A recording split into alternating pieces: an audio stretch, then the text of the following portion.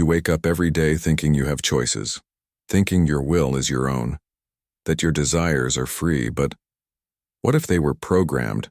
What if everything you think is spontaneous is just the echo of invisible commands you've been receiving your whole life? This is not a cheap conspiracy theory, it's a code, a real project. Its name, MK Ultra.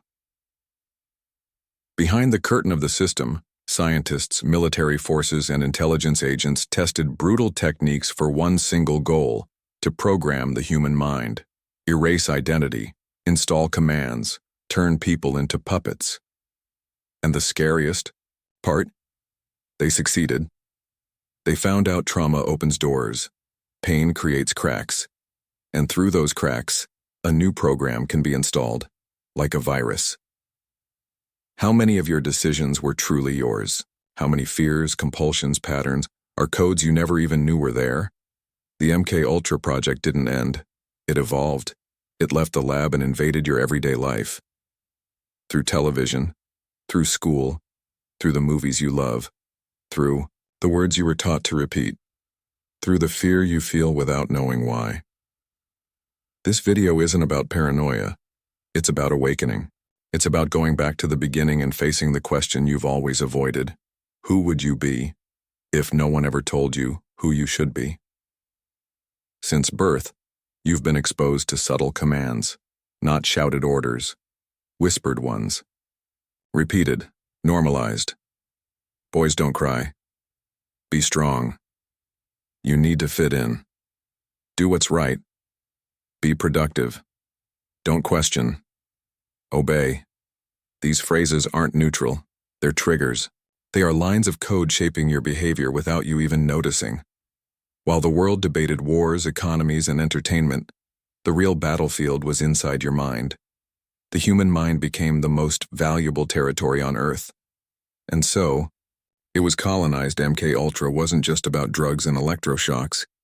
It was about behavior, about discovering how far someone can be pushed without realizing they're being led. You were trained to accept reality as it is, trained to trust systems that never gave you freedom, trained to feel guilt when thinking of breaking the script, and worse, trained to mock those who try. The most effective control doesn't chain the body. It traps the mind and convinces the prisoner he is free. That's how the system survives.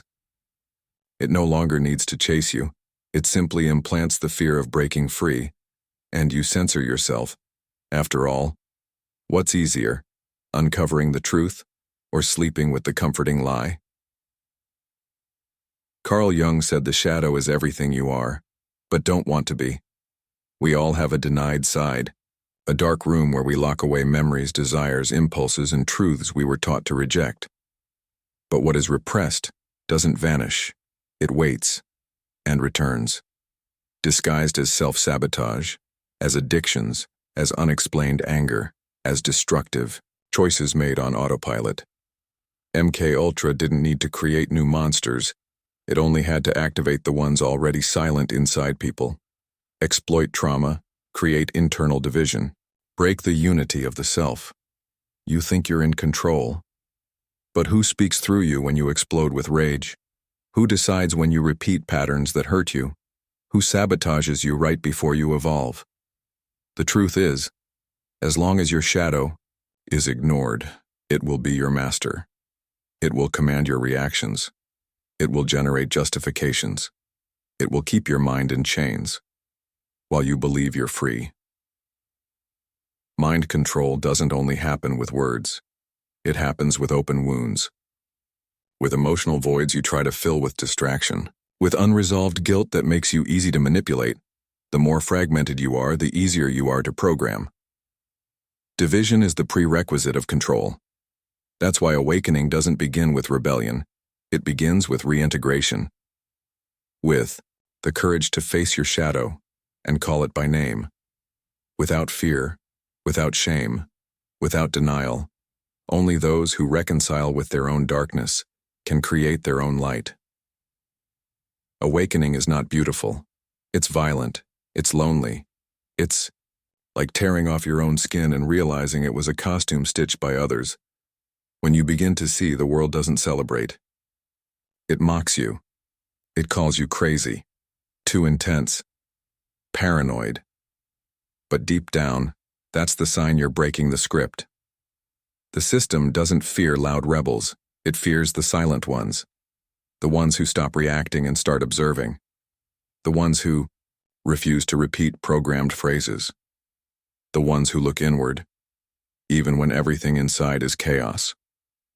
Awakening is realizing that truth isn't something you're given. It's something you reclaim.